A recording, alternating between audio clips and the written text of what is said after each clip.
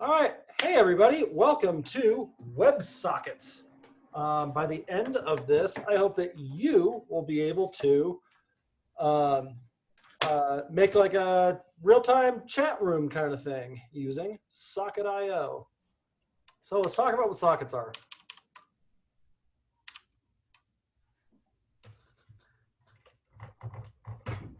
This morning.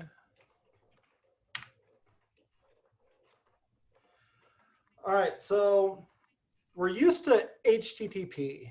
And as a reminder, my favorite diagram, HTTP works like this. There's some limitations to this process, though. Can anybody think of one? It's basically one way, and then once it's sent, it closes. Yep. The client can make a HTTP request whenever it wants. Server can't make an HTTP request whenever it wants. How would that even work? And so if we have something like a chat, for example, or stock updates, or anything where something changes over here and we need to tell the client that it needs to change, we have a couple ways that we can handle that. So one is the client can make a request, get the thing back, and then just do that over and over again every 5 seconds.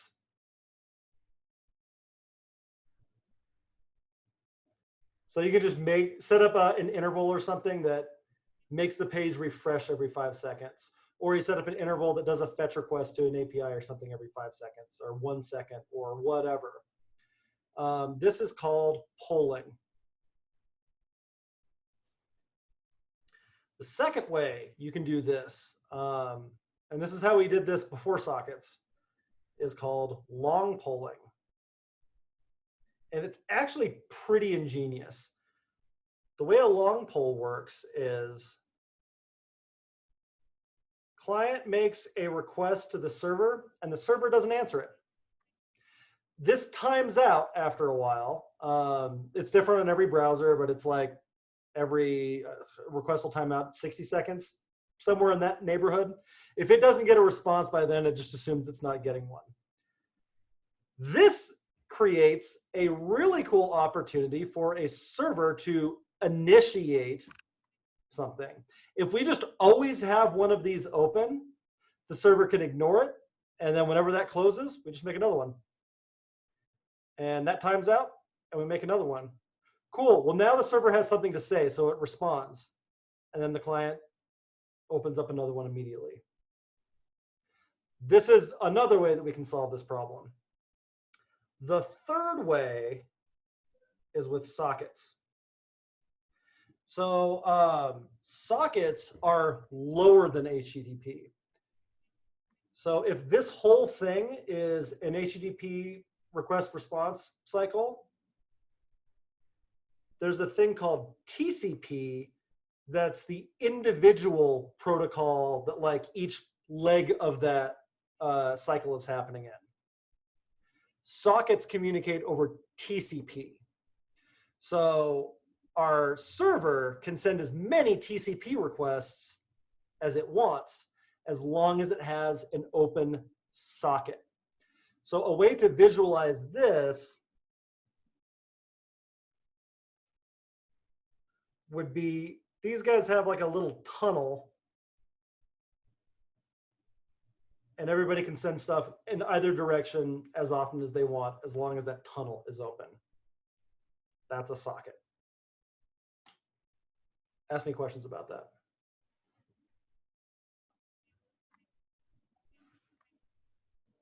Why is that not like the standard? Because so first of all, it's newer. That's part of it. Many things are becoming more real time. Also, it's a lot more resource intensive.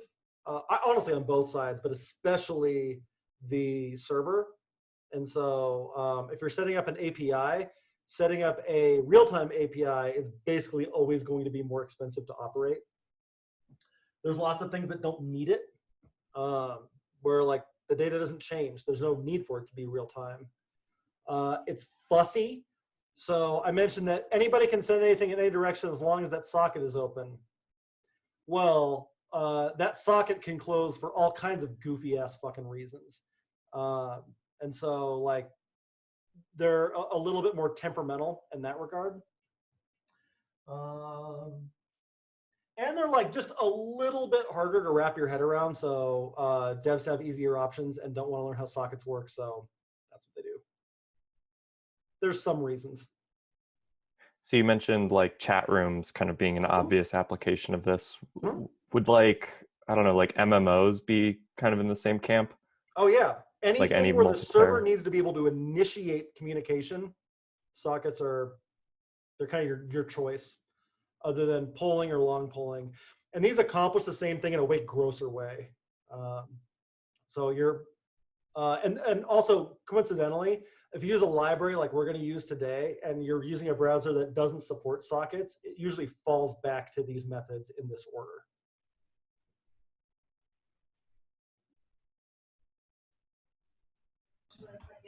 Is the socket system inherently more insecure because you have a continuously open pathway between these two, like that can be intercepted? Or Yeah, you can say that. Also harder to debug. So HTTP is stateless. Stateless stuff is like by definition easier to debug.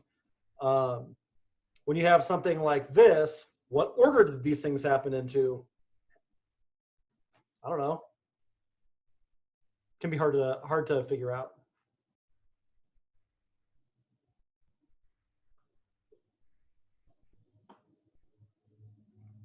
Yeah, if you had a socket open with a malicious actor, that's not great.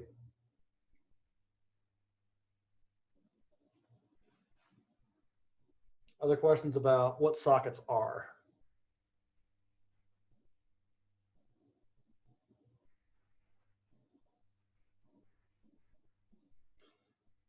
Cool. So the library that we're going to use for sockets is called Socket.io. You can use it for a few things. You can use it just as a client. You can use it just as a server. You can use it as both, which is what we're going to do today. And for that reason, we're going to be doing a Node Express backend. If you haven't done any of the Node Express stuff, don't worry too much about it. We're not going to go that deep into it. Just thought of one more reason that you might want to use HTTP instead. You can cache HTTP responses. You can't do that with sockets. We're not going to do too much with the Node and Express stuff. There is a similar concept in Rails called Action Cable. Like they were actually talking quite a bit about it in the Ruby channel and Never Devs today. I am not a fan of how Action Cable does sockets. This is more similar to like how Python would handle it or most other languages. So let's start by going to here. I'll put it in chat. Go to socket.io in your web browser, and I'm going to give you 5 minutes. Just read through the like example in the guide. It's it has var, it has jQuery, it has some like kind of old timey things in there. But let's just take a couple of minutes and take a look at what this technical example looks like, and then we'll go through some of this stuff together. 5 minutes. Read that site. Go.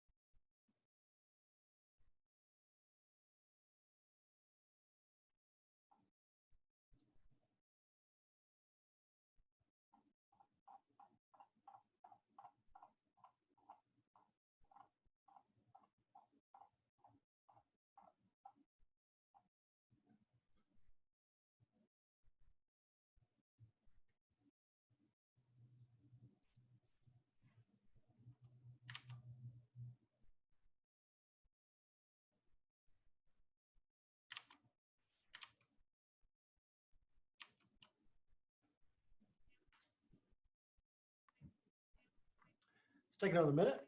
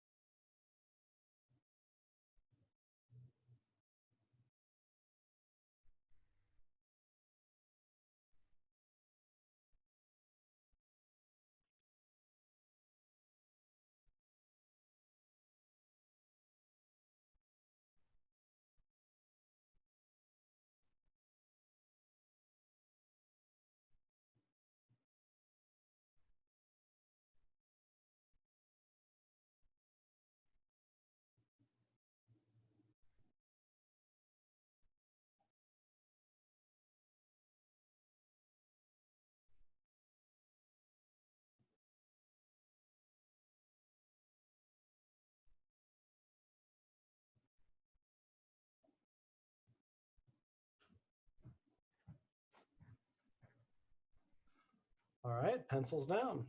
What questions came out of reading that example?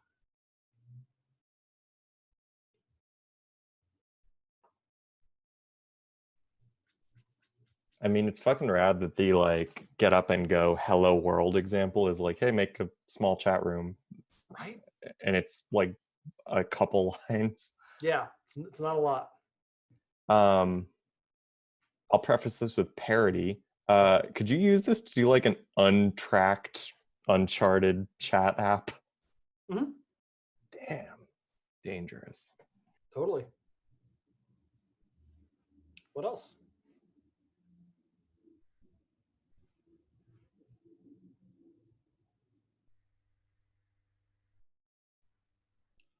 Cool. Spell something. So,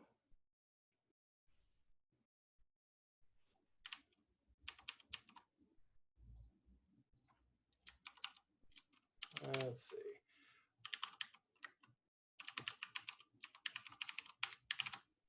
All right. So, pull up an empty folder in your terminal. And then npm init-y. That just gives us an empty package JSON file to work with, so we don't have to copy pasta like they did. Cool. So when you've npm init-y, we're going to npm install express and socket.io.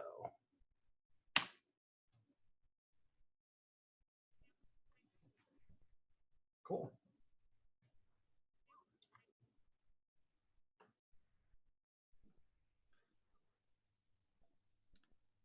Next, you're going to make a file, index.js.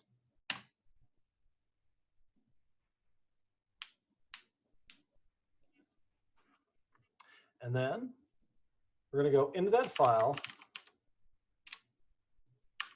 and we're going to, let's start by just setting up a regular Express app. So I'm going to do this kind of quick. Follow along if you'd like to. I'm also just going to copy paste this code in if you want to do it that way. Get it in your fingers, you'll get a little bit faster with your Node stuff, but either way. So I'm going to start by bringing in Express.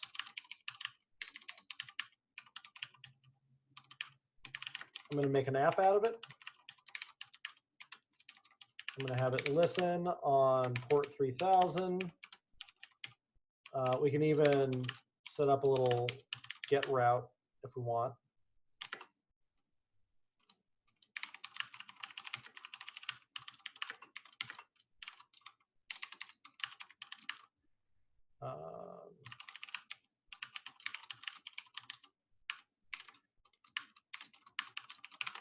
Cool. So like that's the shape of an Express app, right? If I serve this up,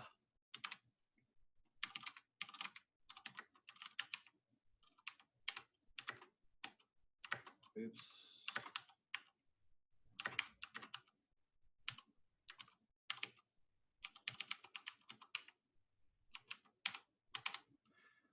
If I serve this up with node index.js, I'm not going to see anything in the terminal. That's fine. But if I go to it, it poops back an HTTP response.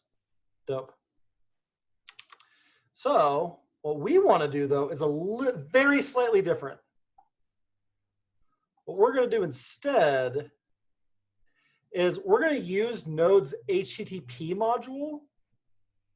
That's built into Node. We don't need to install it. This is what's happening under the hood. You can also just make an HTTP server without Express. That's how you would do it, is with create server. We're actually going to use both of them. And it works like this.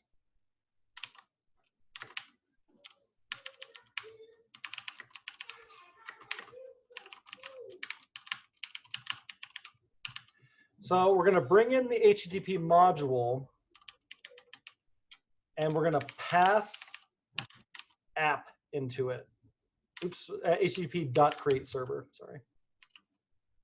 I take it back. I'm not going to do the goofy curried thing. I'll do HTTP.create server and pass in app. All right.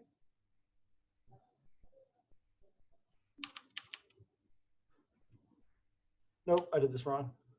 Come on, man. Get your shit together. HTTP.create server is, I'm going to call this HTTP app. And then I'm going to bring in socket.io. IO is require socket.io. Call that socket.io. And then IO equals socket.io HTTP app. So if we broke it down into like little individual pieces, that's what it would look like. The other thing we need to change is, since we're listening on the like server we created with the HTTP module, this becomes that, and we actually don't need the HTTP handler anymore. That's the shape of this. That's how we've modified it from an Express HTTP server to an Express socket server. Questions about this part?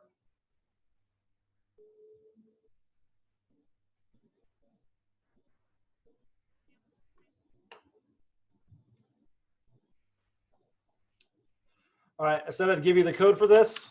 I'm a man of my word.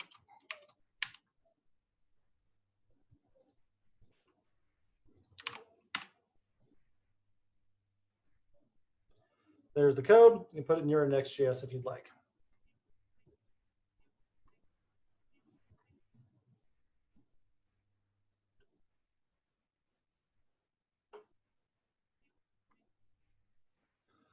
So what we're listening for in our socket apps is a connection. Somebody attempting to connect with us over a socket. Somebody trying to make one of these little pipes.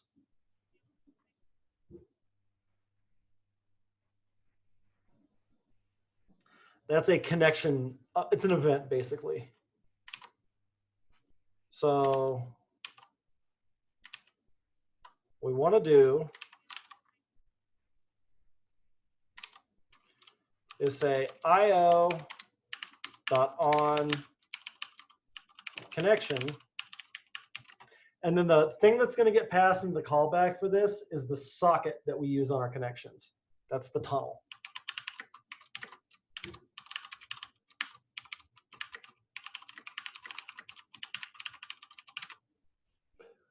Get that far.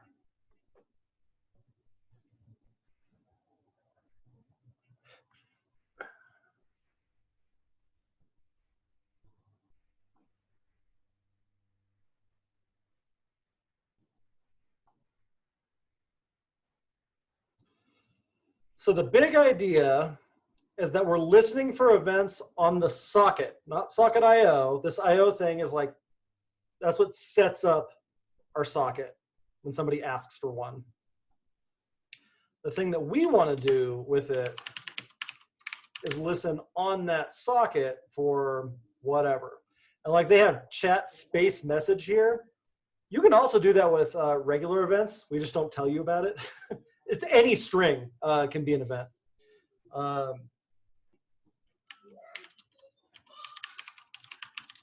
So we can say, all right, whenever I get a message,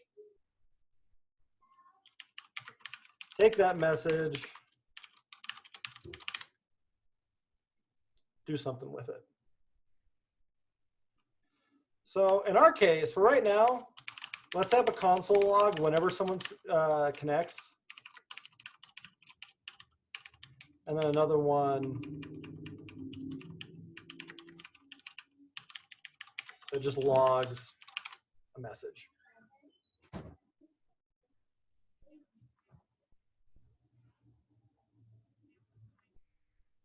That's it. So when somebody makes a request for a socket from this backend, we should log that someone connects. Whenever somebody emits that message on the socket, we should see whatever the thing they said was. Questions about what we've done so far?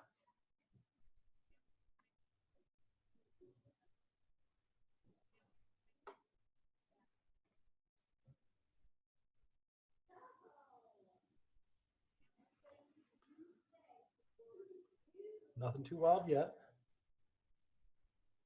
Cool. So let's run that server. If you ran the server before, you have to kill it and run it again. All right, so that's our back end. Now let's make a front end that connects to that.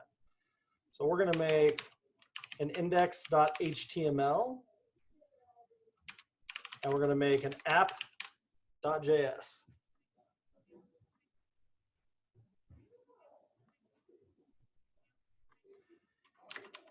That index.html, you can boilerplate it out. You can do your own, or I'll paste this one in the chat also.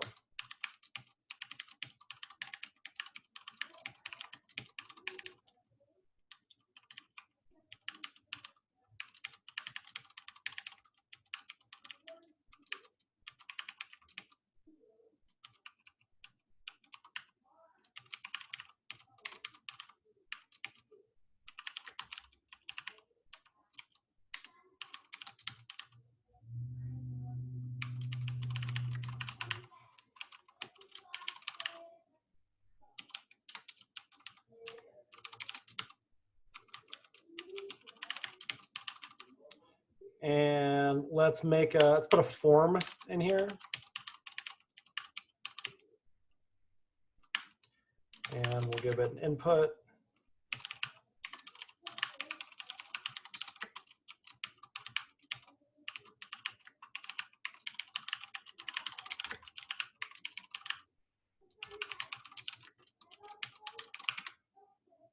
Cool. And we can maybe just put a UL up here for these things to go in. Cool, that's the HTML. I'll paste this in chat if you want that.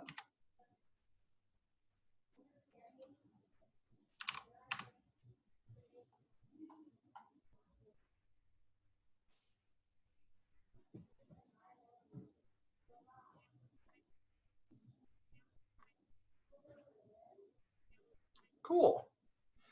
Now, let's put socket.io in here. So in a Webpack app, we want to do this the old way. And the old way is with globals. And the easiest way to do that is with a CDN. CDN is called stands for Content Delivery Network. It's basically just a library, not like software library, like a physical library, more metaphor, of scripts that you can pull down. And they host them for you, and they guarantee that they'll be fast and whatever else. So if you look up CDN, socket, IO. Cool. And it gives us all these different like versions. Some are slimmed down, which means they don't have like error messages, some of those kinds of things. We can just go with the first one. And you can copy like a few different things. Just take the script tag. And you want to make sure that it's before your file. That'll have a URL that will install the Socket.io client on this page. I'm going to paste that in chat also.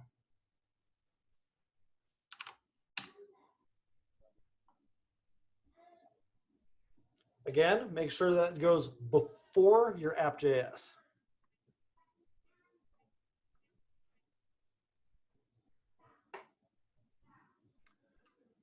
Cool.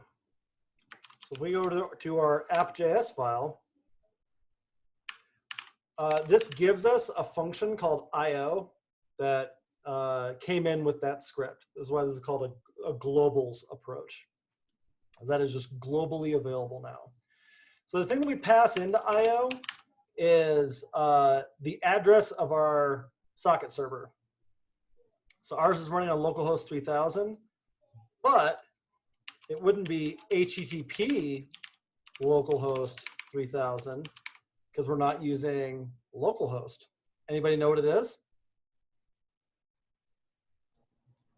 WS. Yep. Use the WS protocol. And let's see, is that called the socket? Yeah, that's the socket. So there's our socket. With just this, we should see it connecting. Oops, oh, we're not serving the front end, that's why. Hey, someone connected. Pretty cool. Ta-da! Ask me some questions about this.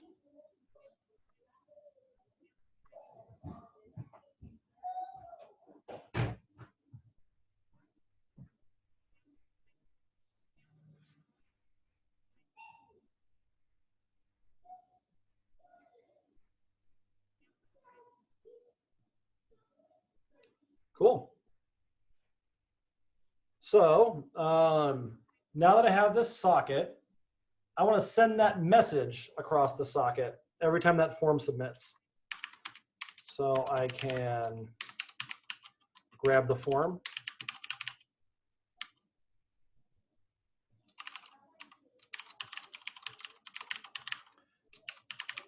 This gets very confusing going back and forth between Node and Browser.js. There's no on. Remember that there's no on. Add event listener.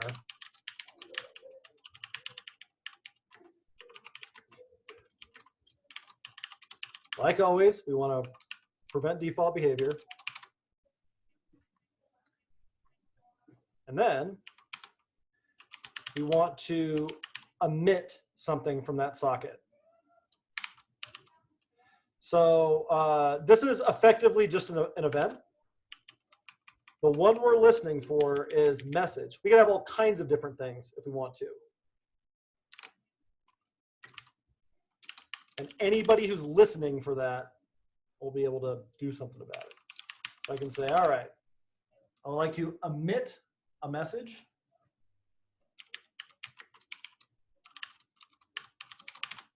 Let's see if we can get that far. All right, so I see that someone's connected over here. Can I get it to send over a message? Hey, cool. Remember, this is on the server. So it made it to the server. Now, instead of something hard-coded, can we pull it out of the form? Well, that's mod 3 stuff.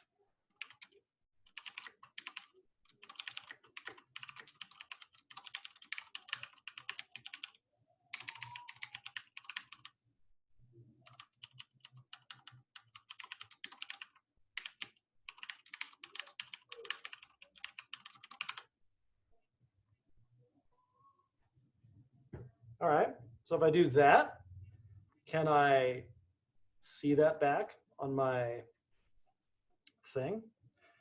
So I say, back over here. All right, let's see if it worked. Nice. From the client to the server. It's a beautiful thing. Cool. So one more step to this. On the server side of this, when we get that message over here, we want to be able to send that back.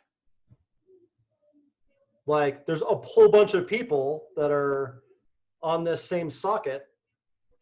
We want to send this thing to all of them. All right. So instead of just logging this, I could say socket.emit. I can also call my message. Why not? So I emit a message and I just fire it on back. If you were doing your backend the same way that I was, remember you need to kill it and restart it. You can also use NodeMon if you have that installed. All right. So whenever I get this, I emit this. So on my back end, now this socket needs a listener for that event. So I could do something like socket.on message and take the message that I get.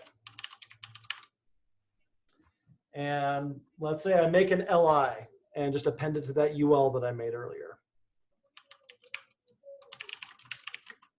So I take the UL, I make an LI,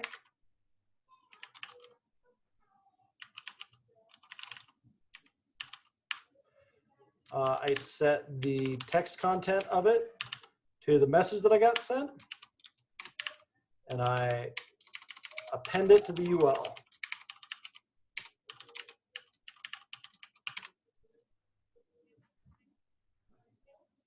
Cool. I wonder if it works.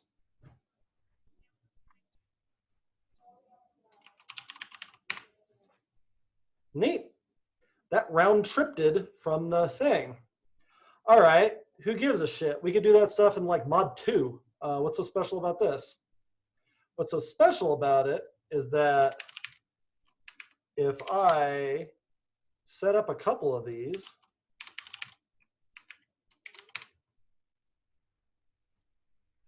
and go, it's on all of them. It's synchronized real time. Pretty fucking cool. That's how sockets work.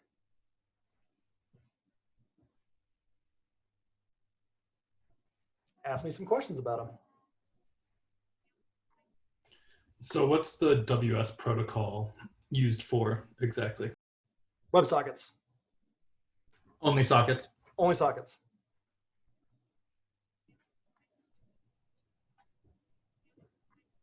It's like you're essentially saying I want to use TCP, but I want to use it all socket style. Is there a way to make it so that when it sends to the server sends it back to everyone except who sent the message? Yes. So the way you do that, come on, man. Oh, it's because I have the caps lock on. That's like a very scary thing to happen in Vim. It's like every key is also a command, and so you type caps lock and nothing is doing what you're expecting. So yes, the way that we do that is with socket.broadcast.emit. That's broadcast is everybody but you. So if we do that, Hey, notice how the clients automatically refresh? That's kind of cool. If I go, I probably won't see this. Okay, I sent it. Oops. Huh, why did that happen? So it happened because there's those two things open. Why would they have sent that back to me? Curious. Anyway, I don't know why it's doing that, but that's what broadcast does. And that's, so you can do like a kind of optimistic rendering with this. If we actually did have a chat app, we don't want to wait to see the message come back from the server. Just append it to your like chat room or whatever right away, and then use broadcast so that everybody else gets it too. A lot of like web performance is fucking smoke and mirrors. A lot of things that seem fast just seem fast to you because they're only running on your computer. It's still taking internet time for them to show up on somebody else's computer. But if you don't think that, you think you have a faster app than you actually do, which is all that matters. To that point, this made me think about like, how can I tell when something is using socket versus using the polling? Is it polling when, like, for example, on an unnamed dating app that I perhaps use, when I send a message, sometimes I have to refresh the fucking page to see a response. Mm-hmm. Even it could be there. It could be there for minutes. Uh-huh. But if I don't refresh the page, I'm not seeing it. Is that an example of someone using polling over socket? Not necessarily. That kind of thing happens with sockets also. If the socket connection breaks, that same thing happens. Happens consistently on OkCupid.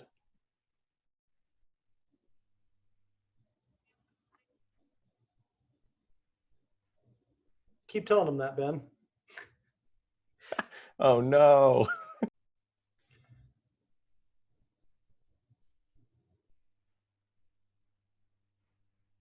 Oh, I know why I saw the thing here. Okay, check this out. We have you guys use LightServer. LightServer is awesome in a whole bunch of ways. The way in which it's not awesome is that it auto-synchronizes your tabs. And so these were posted by the other two tabs. If I do HTTP-server, if I install HTTP-server, which doesn't have that auto reload function, that won't happen. It also goes to 8080.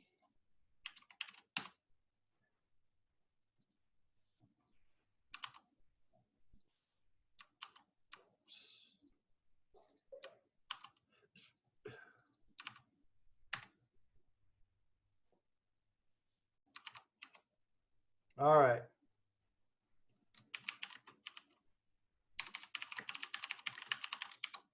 All right, so I send that. I don't see anything, but I see it on those two tabs. There we go. It's my tools. My tools are working against me.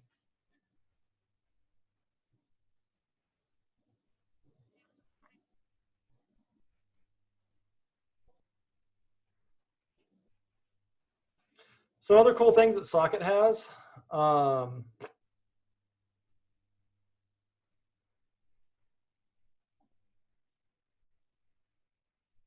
Rooms. So before you do your event, or like you can have somebody connect and you can say like, oh, and I also like listened for their username or whatever. And then I want them to join this room. And this isn't like the same thing as like a UI room. This would be like something to which I am allowed to send a message. And then you use this to emit something only to that room. But like emit, broadcast, like all that stuff kind of works the same otherwise. And you can chain them.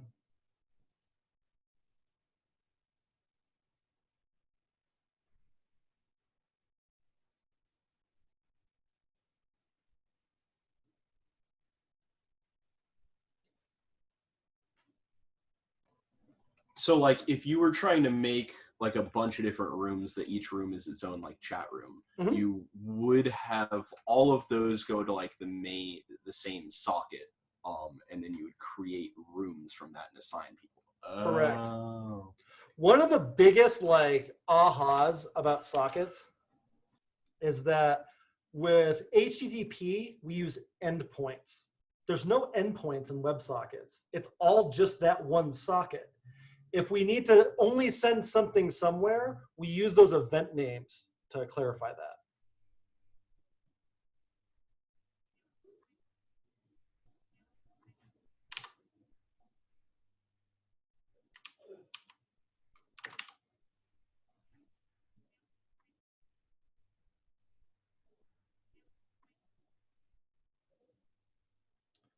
Other questions?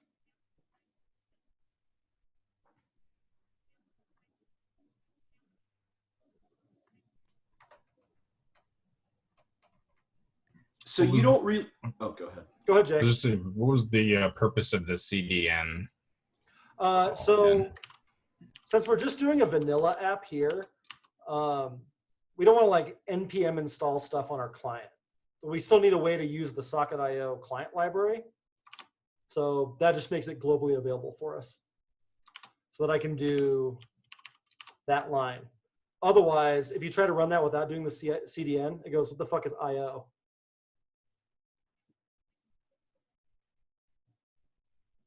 If you're doing React or something like that, there's another way to do that. It's the same way that you do it on the back end.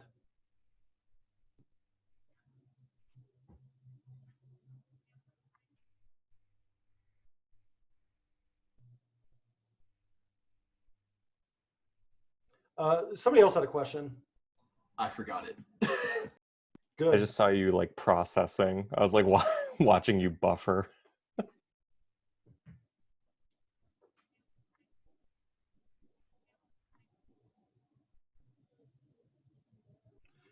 So Oh, Socket.io, go ahead. So you don't really like store anything on the back end on the app.js. Like it's just for sending messages and being like where the messages are sent to and then sent back out, right? Like you would. You could. Okay. Like the reason that when you log into Slack, which is using this, by the way, and you see all the previous messages, those are stored in a database somewhere. And so like on connection, look up all of the things for these channels, send them on down so the client can make them show up. But the real-time part of it is the sockets. And that's why like Denver devs had that whole like archiving thing. Because right, like database storage is not unlimited.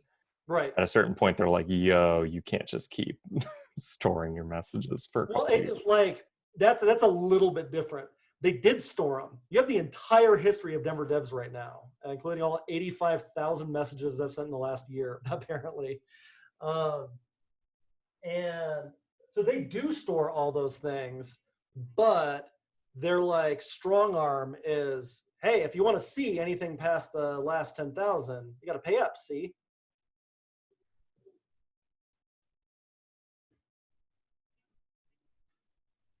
And so, yeah, it does cost money to store that stuff, but if they didn't do it, that reduces their ability to strong arm you into paying them. What's your thought? Do you think that's do you think it's a negligible amount of storage for them? Like versus show you the most recent 10,000 versus the entire history? Let's say in Denver Dev's case, is that like a lot of storage? No. Right. I wouldn't think it would be.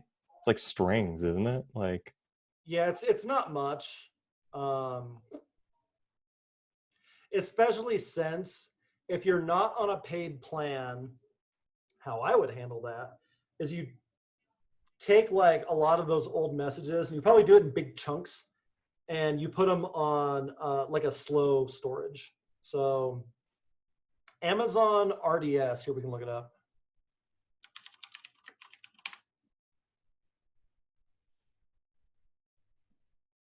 Which is almost definitely what they're using. See, everybody uses it. Where's the pricing for Postgres?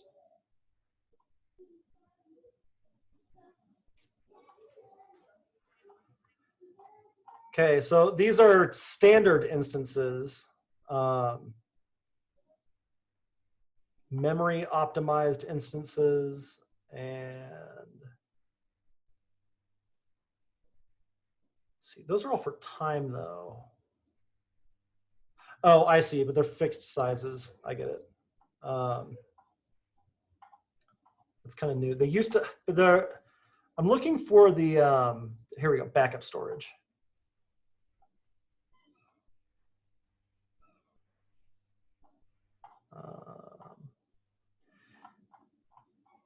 They have a specific kind called Glacier storage. You can't use it for like apps. It's way too fucking slow, but it's dirt cheap. And So that would be something like, I would say, oh, I want to go into the old Denver Devs archives and find an old message, and then I could request like something. Exactly. And so like, well, what you do is Slack throws all their stuff on Glacier storage. So AWS Glacier.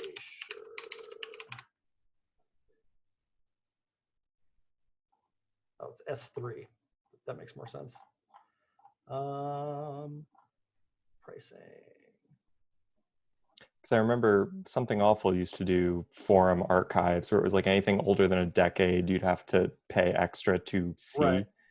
I imagine worked something like this. There you go. A 0.4 of a penny per gig a month.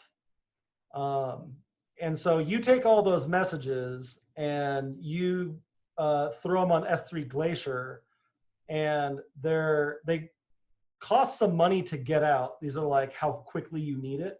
So if you can wait for bulk, I mean, even this is still like, I don't know, less than a day probably. And you go, okay, cool, you paid. We'll go retrieve the rest of your old messages out of Glacier storage. We'll put them in an active database that costs a lot more money, but hey, now we have a revenue stream, and we can use that we can make your stuff current, but we're not paying as much for your stuff that you can't even see until you pay.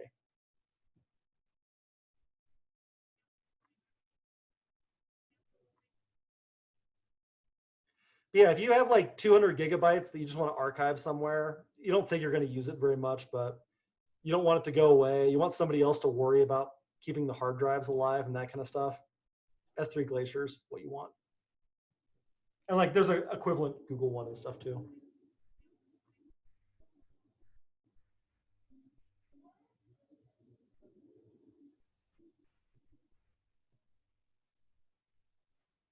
Other questions about sockets or, oh, who am I kidding? Anything.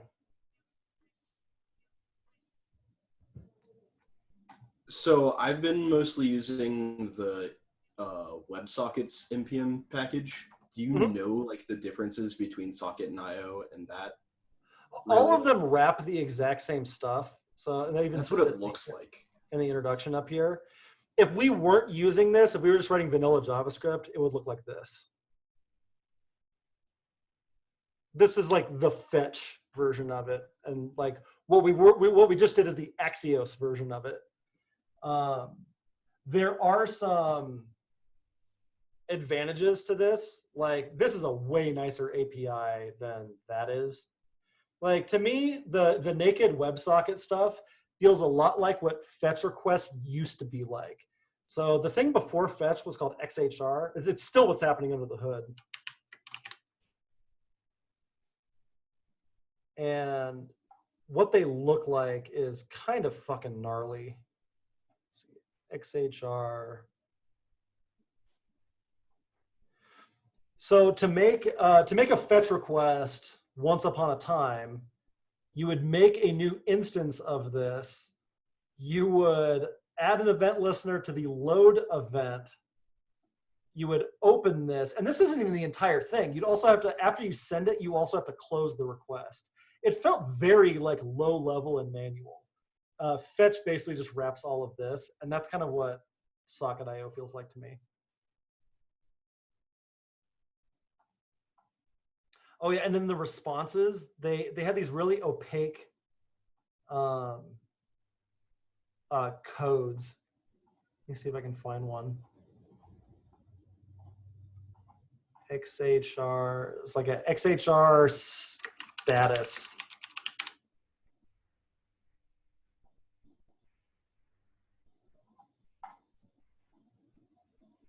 Let's see, on progress. No, because that's the thing. It wasn't an HTTP status. It was, yeah, it was this, the ready states.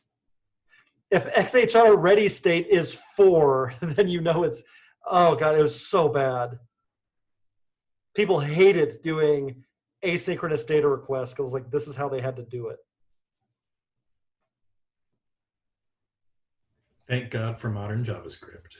And how.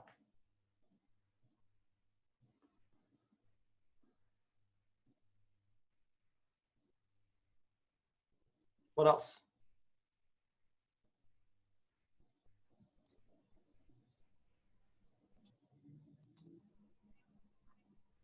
So like when you're sending a message, Mhm. if the thing you're trying to send is like an event, Yeah. is it best just to interpolate that into a string and then send that over and then have something that interprets that on the other end? Or is there like a data type that you could send just like a literal like object or like an event? Oh yeah, I'm sending a string here. It doesn't have to be. It can be Okay. anything. It could be a binary file. It could be whatever you want.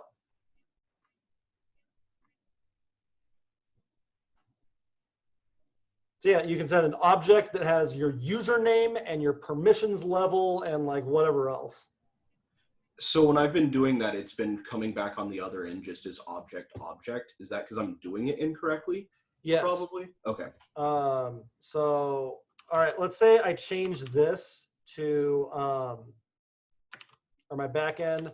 All right, I'm gonna send back this as an object. So as a reminder, that's message is the key, and then the value of message is the value of that key. That's just the shorthand for that. So if I send this back in an object instead, watch what happens.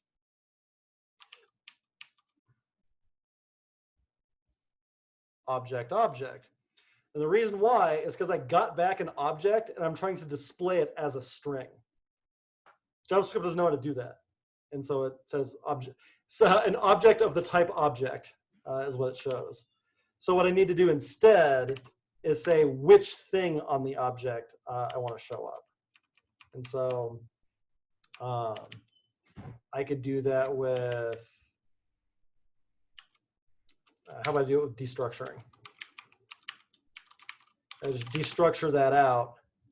And now, oops, didn't like that. Let me try refreshing that. Oh, it's, yes, I need to refresh it now because I don't have live refresh. So if I do that, now it works again.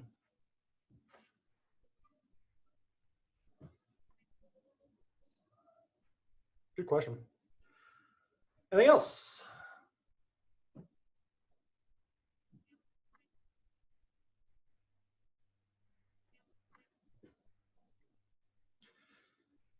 So I'll leave you with chat rooms are the obvious example on this, but this could be any kind of real-time thing. This is games. This is how you know the other person made a move in your chess game or whatever. You could make interactive art apps. Anything that requires real-time collaboration, sockets are your tool for that. And the world is your oyster now. You know how to do it. Hopefully this was informative, and survey's coming out now. Bye. This ruled. Thanks.